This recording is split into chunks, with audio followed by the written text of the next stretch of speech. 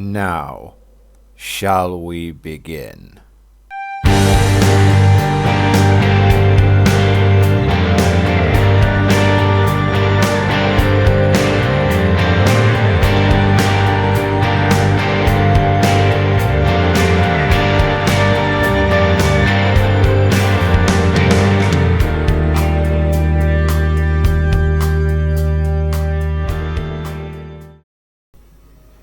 Hi everyone, Boomer here. Welcome back to Star Trek Online and welcome to a new series called Path to 10K. This is something that appears to have had a little bit of feedback. People have been looking forward to it. So the aim of this series is to take you from, if you've got, you're not too sure how to be piloting your ship, what sorts of things are good, is basically to give you that knowledge, or at least the basic grounding, in order to get up to that sort of 10k DPS level, which to be honest gets you into the advanced queues quite nicely, gets you teaming up with some really cool guys. Well, gets you teaming up with guys who can do damage and really know what they're doing, and it lets you grind the end game a lot more efficiently. So first up, you're obviously going to need a ship. Now I have got an interesting ship here. This is an Odyssey class Star Dreadnought, same as the Enterprise F. Unfortunately, I don't have the fleet ship bundle, so this is actually the anniversary event Odyssey, which means that it's crap. It's nowhere near as good as the Dyson Science Destroyer, but it will work fairly nicely as an indicator on what we can potentially do in this first episode. So all I'm looking to do in this first episode is I am going to be, first off, we are going to be looking at the different array of weaponry that we can look into. Secondly, we're going to look into bridge officer abilities. And thirdly, we're just going to do a quick look over power levels. So first off, let's look at the different types of weaponry you can put on your ship. As you can see here, I've stripped the Thunderchild of everything apart from engines and shields, because I have a trait which reinforces my shields whenever they're not there, so it just keeps flashing annoyingly if I don't put shields on it, so I've done that. And I've also put engines on it because I want it to actually move when I try and develop a point. So the Odyssey is a cruiser. There are three overarching types of ship in the game. There are cruisers, there are science vessels, and there are escorts. Each of them have their own strengths and weaknesses. Escorts tend to be very nippy, very fast, but they're also very forward-loaded and can't take as much of a beating as the other two. They tend to be very sort of forward-facing, damage-orientated. Cruisers tend to be slow, don't turn very quickly, but they have a lot of hit points, and they also have a lot of tankiness to them. You can see even with nothing equipped here at this point, the Odyssey has sort of 13,000 shields on every arc, which is pretty nuts really. But that's probably due to the fact that I have the Riemann shield on, and that's covariant and therefore has huge shield capacity on it anyway. I don't think covariant shields regenerate, that's what the issue is on that front. Anyway, so let's have a look at some of the different types of weaponry that we can put on the ship. So let's just sort all this, so I've got it by I've actually stripped a load of stuff off it here. These are older. I remember using these on the Sathanas when it was new. But ignore the type of weaponry in terms of Polaron, phaser, whatever. There are just a couple of things that I want to demonstrate here. So first off, let's have a look at beam arrays. These are the basic weapons that most people are going to recommend you do. Let's lock on to an opposing ship here, and I'm going to demonstrate. Here's one. We've got this dude in his Kabali ship. Let's demonstrate something. I'm going to take the Thunderchild up to full speed, and you can see here, look how slow she is at turning. She's incredibly slow at turning. And this is basically what a cruiser is going to have problems with. If something, say, gets stuck back here in the ship's arc, if you have all your weaponry facing forward, or the majority of your weaponry facing forward, you're just going to have a blind spot back here. So with a beam array, let's bring it to a full stop so we can see what we're doing here. With a beam array, let's look at this one if we're going forward. Now you can see by the, let's just angle that a little bit better so you can all see. By the blue hue that we've got there, you can see this is the firing arc that a forward-facing beam array has. It's 270 degrees around the ship. So pretty decent coverage, but there's still a blind spot. And similarly, for one at the back, 270 degrees. And the blind spot is at the front. Now, those of you who are way ahead of me at this point will realise that the best thing to do in that case, if we were to lock onto, well, we would have locked onto him, but he ran away. If we were to lock onto the Phoenix 5 here, what we would want is actually to get, we'd want to get closer than this, because actually one thing that I do have to mention regarding weapon damage is that you want to be as close as you can, because that's when your weapons do the most damage. If you are at full distance, which is 10 kilometers, then you will lose a third of the damage from your beam arrays and 2/3 of the damage from your cannon arrays. So you really do want to be in point blank range if you can, if you want to be doing maximum damage. Anyway, as you can see here, I've actually pulled up to the side of this ship now, and as you can see, front array, yep, can hit it fine. Rear array, yep, I can hit him fine as well. So, in fact, I'm only just there, but if I just angle her up a little bit better, you can see that, yep, again, can hit her, and the rear ones can hit her as well. So this is, with a cruiser, this is what's called broadsiding, and it means that all your weapon arrays can hit at exactly the same time. And that's what you want to be doing with beam arrays. And this is why cruisers generally have beam arrays, because it's easy to get on a broadside, and then you're able to concentrate all your firepower. To be honest, if you're not that familiar with piloting, I would recommend this technique right at the beginning, because this gets you used to controlling a ship. You'll notice that my weaponry has a green hue around it that says auto firing. That basically means that all I need to do is hit one button which fires all weapons, and then my weapons will just continuously cycle firing, rather than having to fire every single time.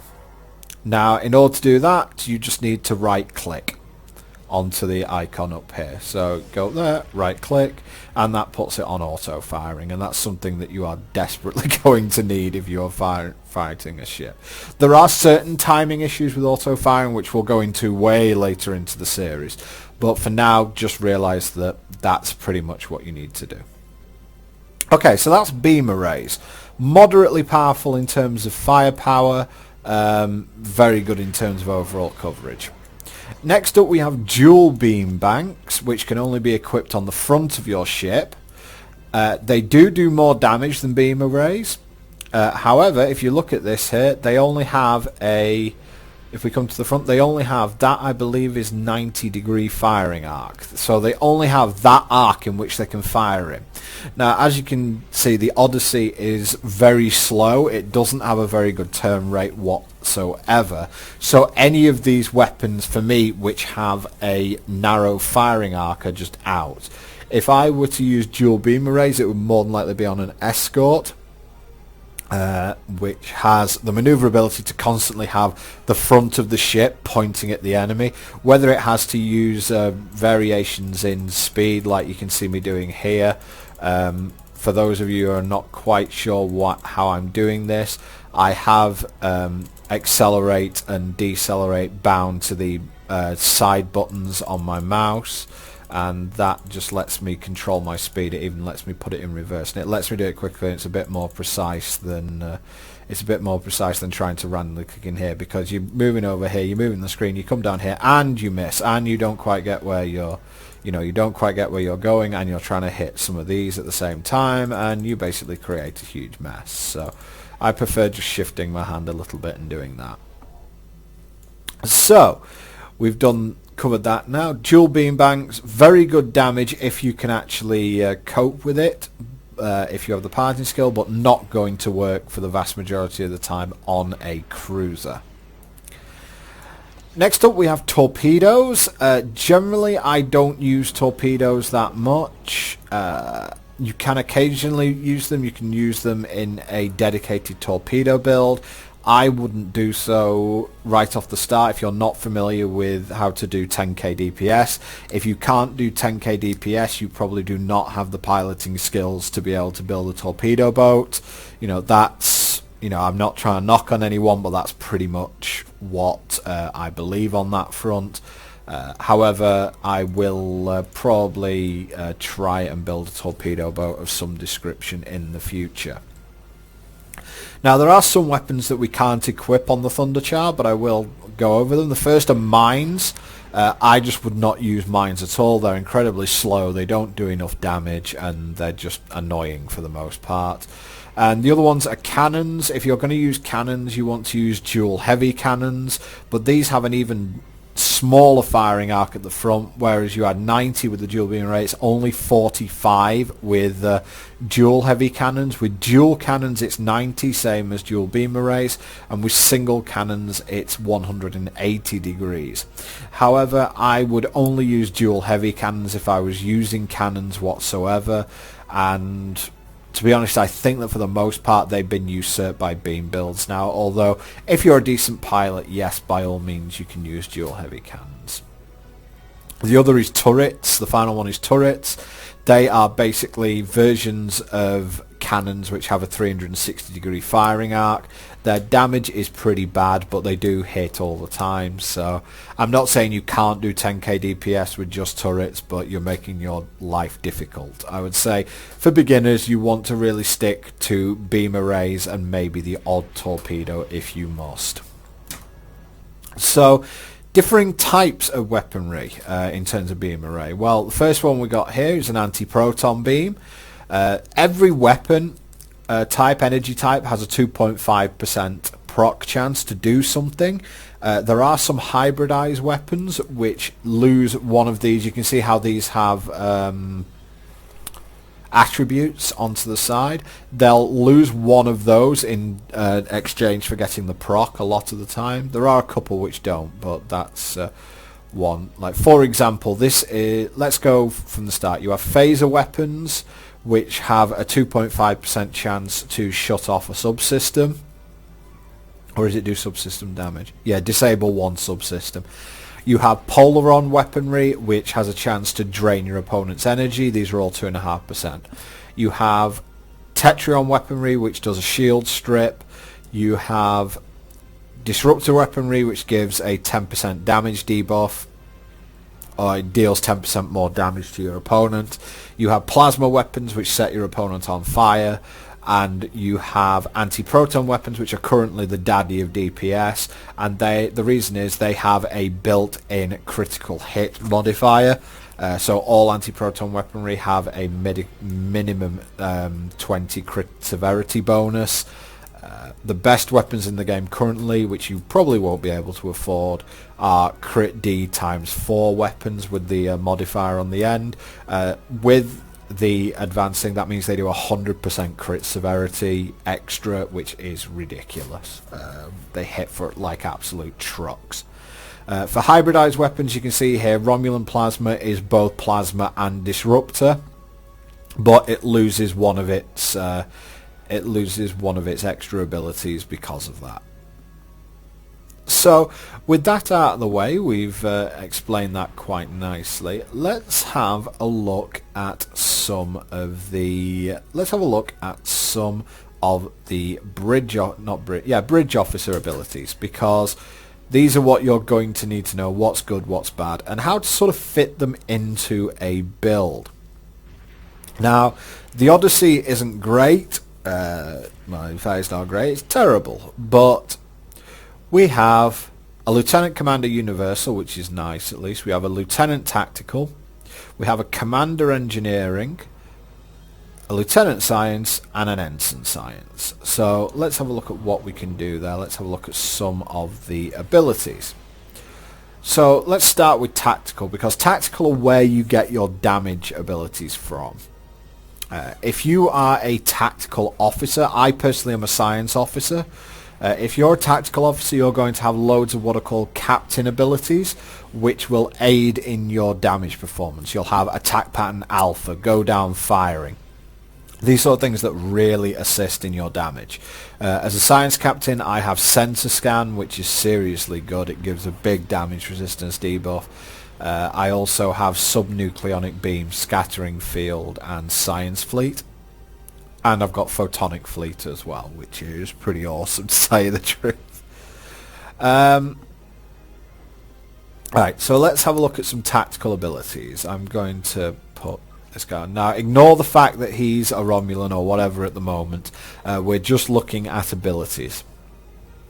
The ones that you need to look out for are Beam Array Fire at Will, which is the absolute daddy in terms of beam array damage. It basically increases the rate of fire of each beam weapon 5 for 10 seconds. Target selection might be random, but beams just fire absolutely everywhere. Huge DPS increase, and most of the STFs in the game will require you hitting multiple targets, and that's how you do it. Beam Array Overload is basically you want one huge shot at something that will always critically hit. That's what Beam Array Overload does. Can be useful sometimes, but most of the time you're not going to see Overload being used. Fire at Will just tends to be a much better bet. For an Ensign slot, however, I pretty much always am going to use Tactical Team. If you have, you're going to always have access to Tactical Team. You're going to want at least one copy of Tactical Team, potentially two. Depending on how your build goes. Removes hostile boarding parties like Borg, removes tactical debuffs, and also distributes your shields, which is ridiculously good, and gives you a buff to damage as well. So there's not really much more you can ask for. I don't really think there's a better Ensign trait than this. Sometimes you'll see a couple of copies of Fire at Will or something like that, but I would just go straight for Attack Team 1 in most of those spots. Lieutenant abilities, we've got upgrades of the Overload and Fire at Will, which is what you're going to want. We also have the first of the cannon abilities. We have Scatter, Volley, and Rapid Fire.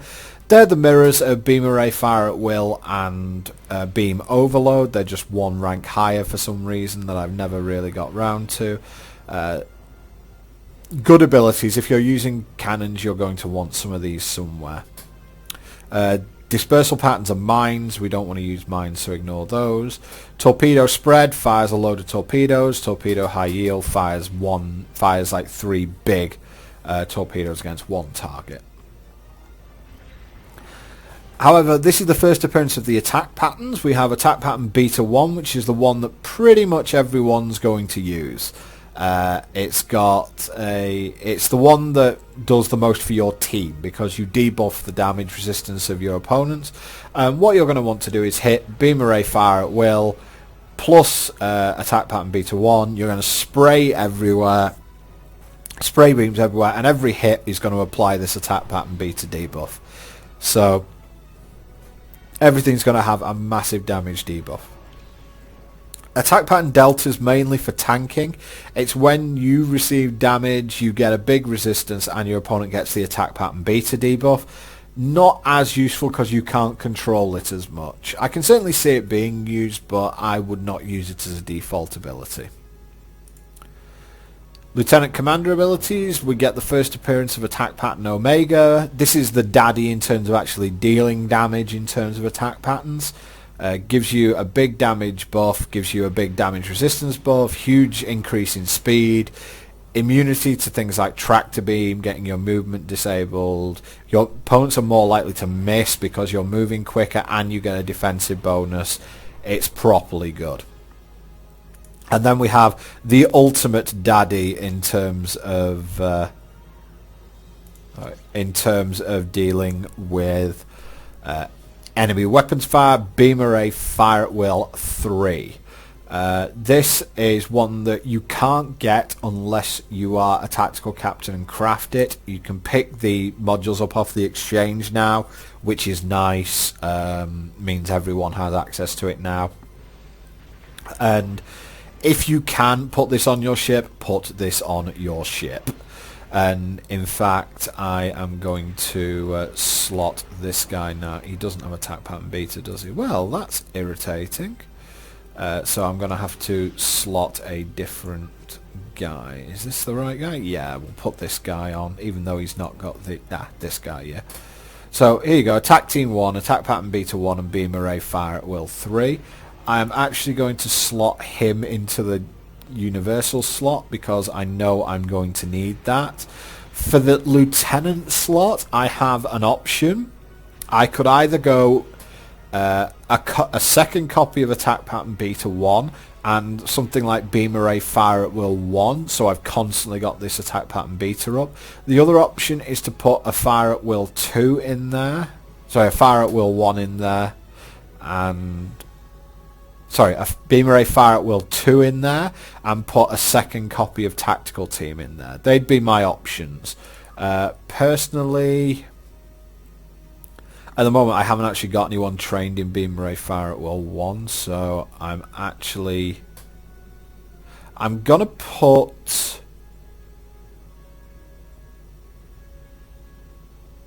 I'm going to put this guy in here and retrain that and get the manual for Fire at Will 1 and put that in there. What you do at that point is you put them on rotation. Basically, you want to hit one of your attack pattern beaters and one of your Fire at Wills at the same time. They'll both go on natural cooldown over here, and then when they're both up, you hit them again. Now, unfortunately, this is going to cause a desync on my side, so I might actually be better just with... I may be better just simply with this layout. It's possible that I will be better with this layout because I might not be able to sync everything up as well. But that's something that you come into when you're in the later stages of refining a build. At the moment, we're simply just looking at abilities. So, but I definitely want 5 slots in tactical, otherwise I'm just not going to be doing any damage whatsoever. So we have a commander engineering slot, which means we have access to every engineering ability. It's probably going to be this person, so let's have a look at the skills that we have available to us. Ensign, emergency power to auxiliary. I really wouldn't use that. There are just better abilities. It's kind of cool if you are a science boat that uses a lot of exotic damage. You might occasionally use it for the auxiliary buff, but I think that's probably stretching it. The 3 abilities you're going to see used most in this slot are emergency power to shields, emergency power to weapons, and engineering team. Emergency power to shields gives you an instant shield buff, and it gives you a damage debuff as well. It means that you take less damage, and that what you usually do is you cycle, or at least what I think is the best thing to do, is cycle 1 copy of emergency power to shields and 1 copy of emergency power to weapons. You'll see here I've actually got emergency power to weapons 3 up there and emergency power to shields 1. And what you do is you just cycle these constantly. You put them on you basically put them either on your space bar or something along those lines, and you basically just constantly cycle between the 2 of them. And there are duty officers which will aid you doing that, but I would generally do that on almost any build because it means that you're constantly replenishing your shields and you're constantly putting more and more power into your weapons, which we will come to as I wrap up this video, because weapon power is huge to what sort of damage you're doing. So emergency power to weapons gives you plus 10% all energy weapon damage for 30 seconds at level 1, and it also gives you a buff to your weapon power settings. Again, big deal when you have beam array fire at will 3 going absolutely everywhere, because that drains your weapon power really quickly. The final one is engineering team. It's a pretty big heal to your hull. It's instant and it removes engineering debuffs as well. But for now I'm going to slot emergency power to shields. Second thought, we have emergency auxiliary power to the emergency battery. This is only useful if you are doing an auxiliary to power to emergency power build. We will go through that next time. I will show off what's called an A to B, or auxiliary to battery build. You've probably already seen it, but I will go through the techniques of why and how it works. And it's one of the major things that we need to do. There goes my webcam. It's one of the major things that we need to do is realise that one of the top ways of dealing damage is to get these abilities off cooldown. So some of the duty officers may be going into getting these abilities off cooldown. Auxiliary part of the Inertial Dampers is new. It's okay, but it's not something we're going to use a lot. There are just better things. Auxiliary part of the Structural Integrity Field is a heal and damage resistance.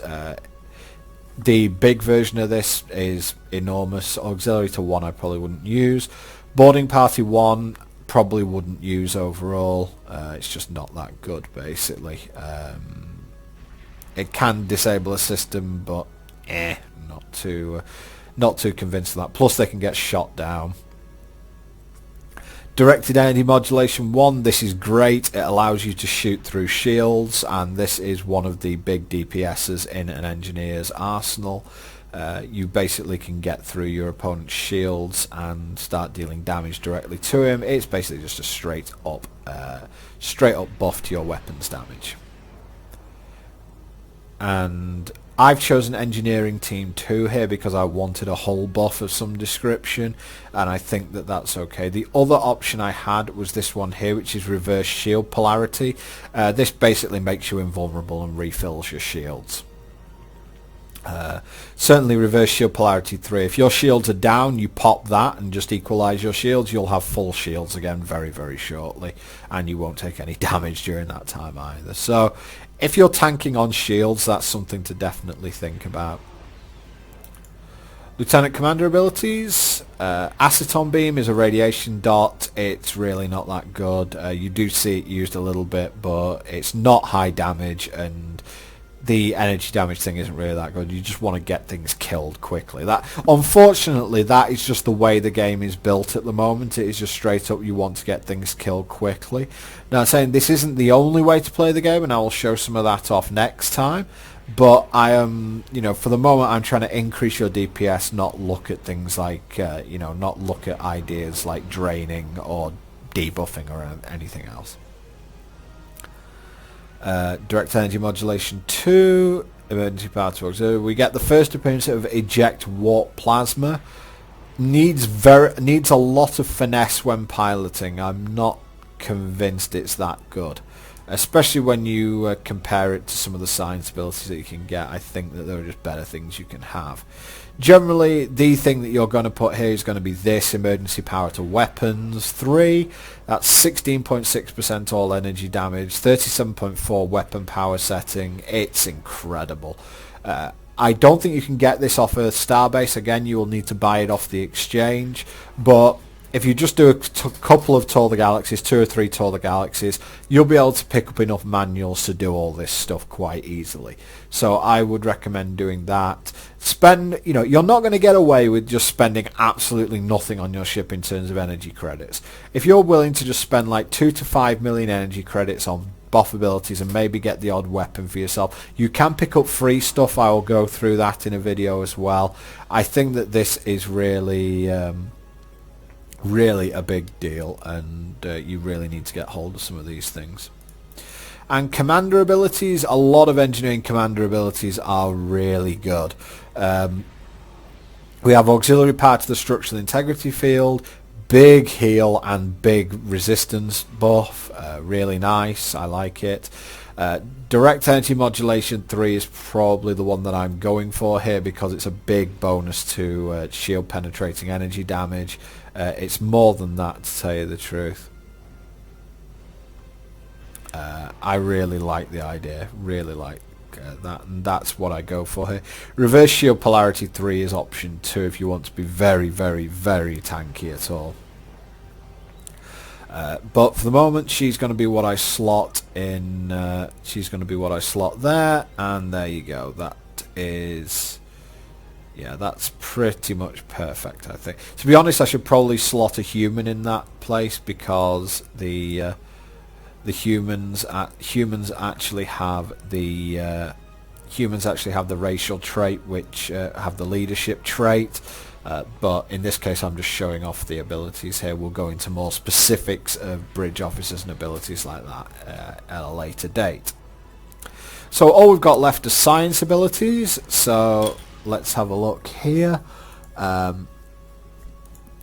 Ensign abilities, hazard emitters 1, I always want this somewhere on my ship.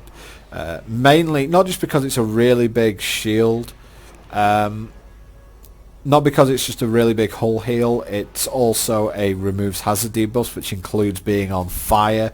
You're going to really want that. And it's like really, really, really want that.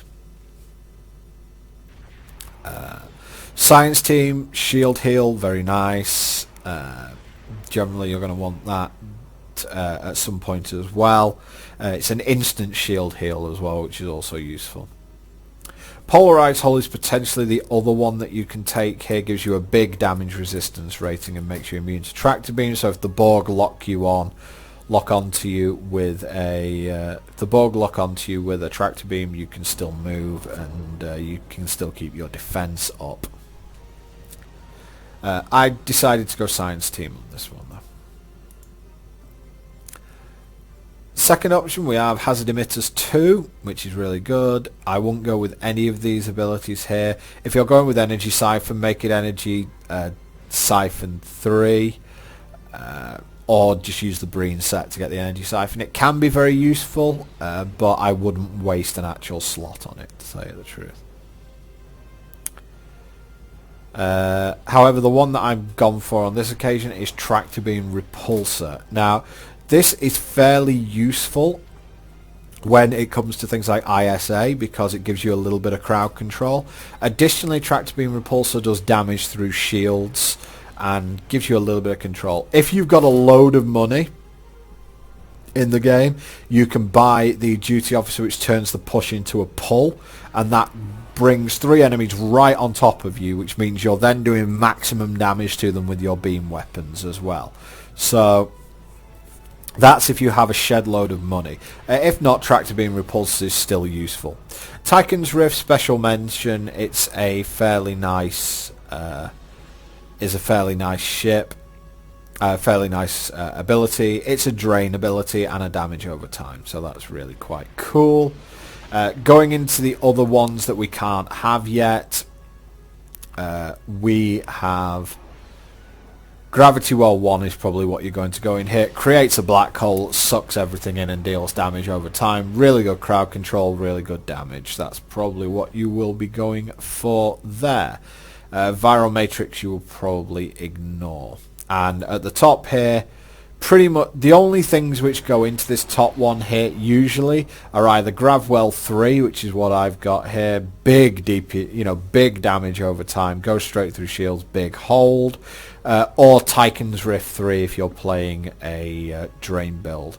But for the most part, mostly it's Gravwell 3. They're pretty much, vast majority of people who have that available will slot it. It's just the best ability.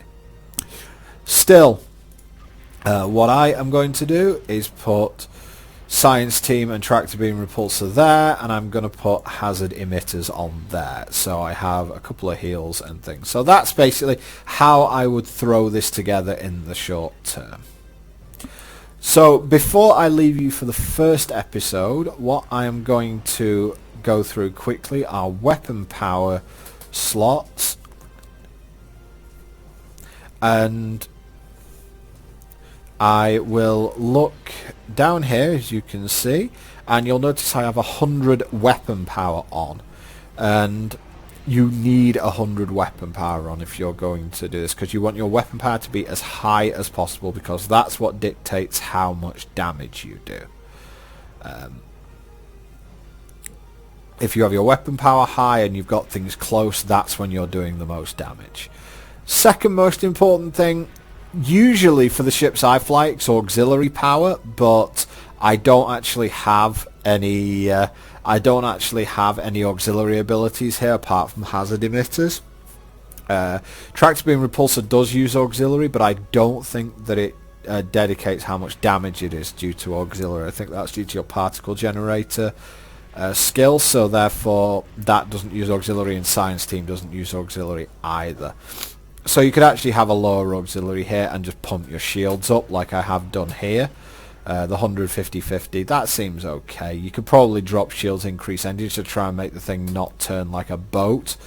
But that's something that you could potentially do. But that's really the one thing I wanted to finish on there, is big time power. So that's it for the first basics. Next time round we are going to go through looking at ways of increasing your skill set. For one, we're going to look at what things you want to do in captain skill sets, and we are also going to look at a couple of passes where things maybe went wrong for a couple of people, why they went wrong, and what they could potentially do to increase their abilities there. Maybe you'll be able to recognize things in yourself, and then we'll be able to look at a few other things. So that's it for this first episode, guys. I would appreciate any comments that you have, any requests that you would like me to look through for you. We will be getting onto rep gear and other things like that, but I thought it was important to go through the basics first. And that will be it for this episode, guys, and thanks very much for stepping onto the path to 10k with me. And this is Boomer, and I'll see you next time.